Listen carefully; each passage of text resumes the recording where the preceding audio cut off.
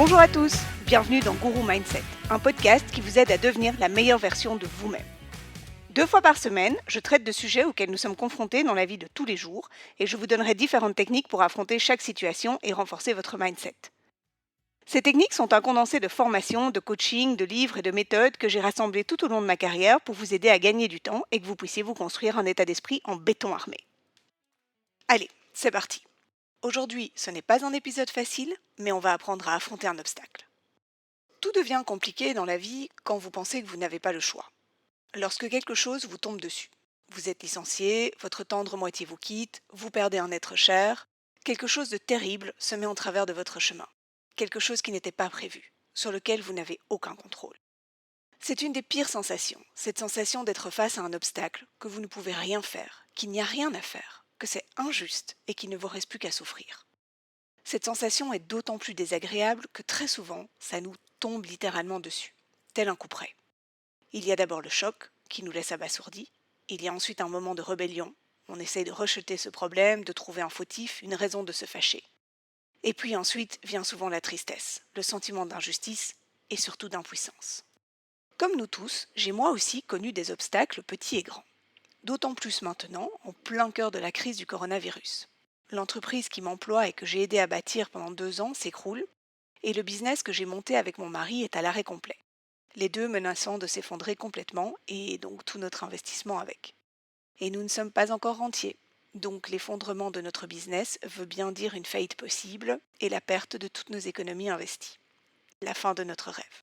Je vous explique ceci car ce qui va suivre n'est pas facile à entendre, mais je veux que vous gardiez en tête que non, ce n'est pas facile pour moi non plus.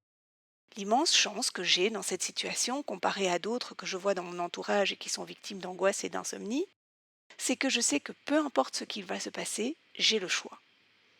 Oui, oui, vous m'avez bien entendu, le choix. Et non, ce n'est pas une question d'avoir de l'argent. La première chose à faire quand un cataclysme vous tombe dessus, c'est de le voir de façon rationnelle, dénué de tout sentiment, et seulement ensuite, vous pourrez voir la multitude de possibilités qui s'offrent à vous. Et c'est là que vous verrez que vous avez le choix.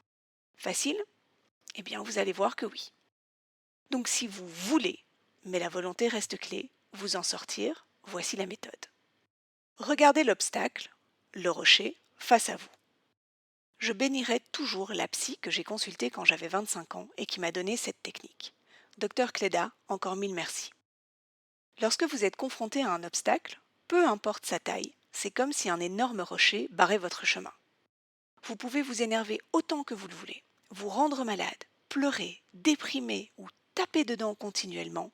La seule personne à qui vous faites du mal, c'est vous. Vous pouvez regarder chez les autres, vous lamenter sur votre injustice parce que vous êtes seul face à cette situation, rien n'y fera. De façon objective et rationnelle, ce rocher ne bougera pas d'un iota. Là, vous avez un premier choix. Vous pouvez vous effondrer à son pied, abandonner et rester coincé. Ou alors vous décidez de vous asseoir, de le regarder dans son entièreté et d'accepter qu'il est là, une bonne fois pour toutes, et que vous allez devoir faire avec. Sincèrement, si vous choisissez que vous ne voulez pas qu'il soit là, que vous allez rester buté et borné le temps qu'il s'en aille, c'est votre choix. Mais je vous le dis, un rocher suite à un éboulement n'a jamais bougé grâce à la force du Saint-Esprit et vous stagnerez. C'est triste, mais c'est votre décision. Vous resterez coincé pendant que d'autres continueront à avancer. Mon conseil est donc de le regarder en face, de vous dire « Ok, il est là, c'est un fait. Alors comment est-ce que je fais avec ?» Une fois que vous avez pris conscience que vous devrez faire avec cet obstacle, la première question à vous poser est « Est-ce qu'il y a quelque chose que je puisse faire moi pour le bouger ? Suis-je en possession des outils pour le détruire ?» Si la réponse est oui, alors sortez votre dynamite, votre pelleteuse et on y va. Oui, la tâche est dure, oui, ce n'était pas prévu et cela demande un surplus d'énergie qui n'était pas au programme, mais la vie est faite d'embûches et quand on a la possibilité de les déjouer, eh bien on se ramasse et on y va. Parce que l'autre solution, c'est d'avoir un bâton de dynamite dans son sac et de rester à pleurer sans jamais l'utiliser, et ça, c'est juste bête.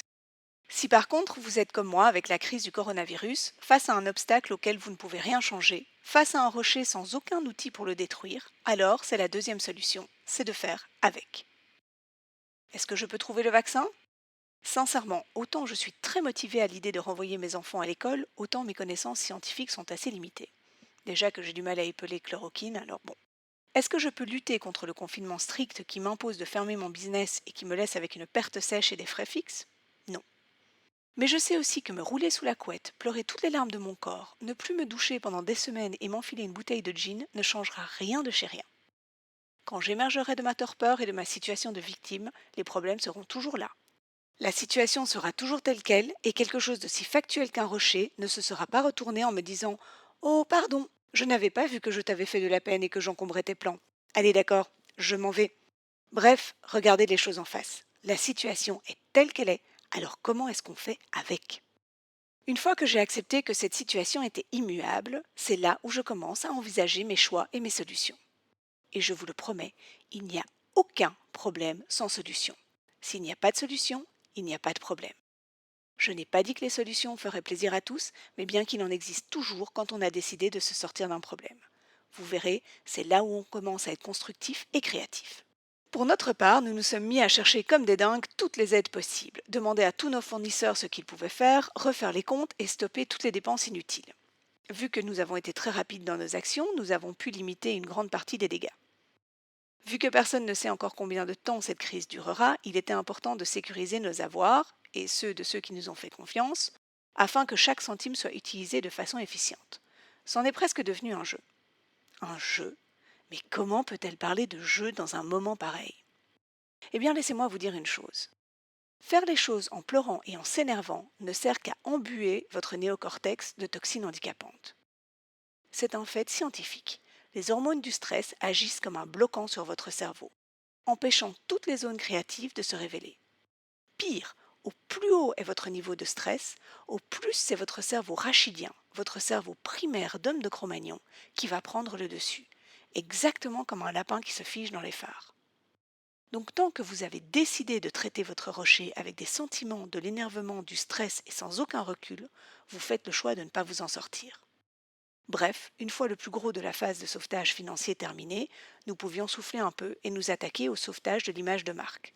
Comment amorcer le keep and touch avec nos clients pendant cette crise pour faire en sorte qu'ils reviennent chez nous directement après. Et ça, c'est mon deuxième truc pour affronter un obstacle. C'est un conseil que j'avais reçu d'un de mes mentors lorsque nous avions dû faire face au tsunami économique qu'a été la crise des subprimes en 2008. Un problème immense doit être morcelé pour être traité efficacement.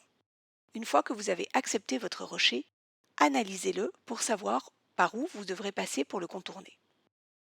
Personne n'a jamais réussi l'ascension de l'Everest en criant «À l'attaque!»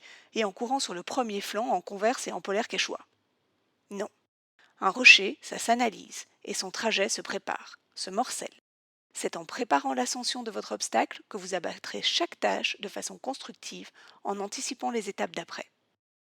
Donc, après cette première phase de sauvetage économique, nous avons commencé à préparer nos vidéos online, nos Facebook Live, nos messages personnalisés envers nos clients, etc. Est-ce qu'on y connaissait quelque chose dans ce domaine? Absolument pas. Est-ce qu'on avait le choix? Si on voulait trouver une solution, il fallait s'y mettre. Alors à la guerre comme à la guerre. On s'est renseigné, Google est un ami tellement précieux. On a essayé, on s'est planté et on a recommencé.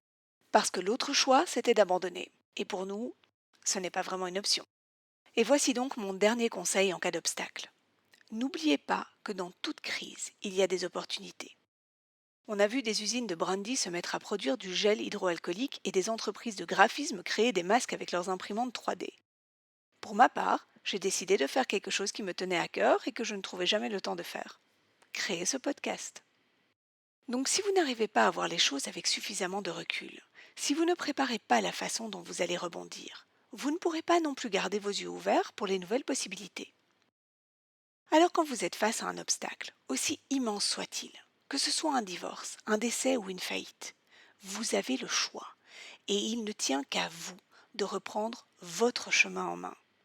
Prenez un moment pour l'analyser et repartez. C'est ça qui est excitant. Et puis si on y réfléchit bien, on est toujours admiratif de ceux qui ont commencé de rien ou de ceux qui ont trébuché et qui ont tout reconstruit. Alors pourquoi est-ce qu'on n'en ferait pas partie? Et rester dans le fond du ravin à admirer les orties, c'est pas très exaltant. Donc aujourd'hui, pensez à cet obstacle qui vous barre la route. Posez-vous les bonnes questions et préparez votre chemin d'ascension. Vous verrez, une fois en haut, vous admirerez la vue. Voilà pour aujourd'hui. Dans le prochain épisode, on restera dans cette thématique et on apprendra à ne plus jamais être une victime de quoi que ce soit. Merci d'avoir écouté Guru Mindset. Si vous avez besoin de moi ou que vous avez des questions, n'hésitez surtout pas à m'écrire sur julie@guru-mindset.com. À très vite et surtout, aujourd'hui, n'oubliez pas de faire quelque chose qui vous fait plaisir. Bye!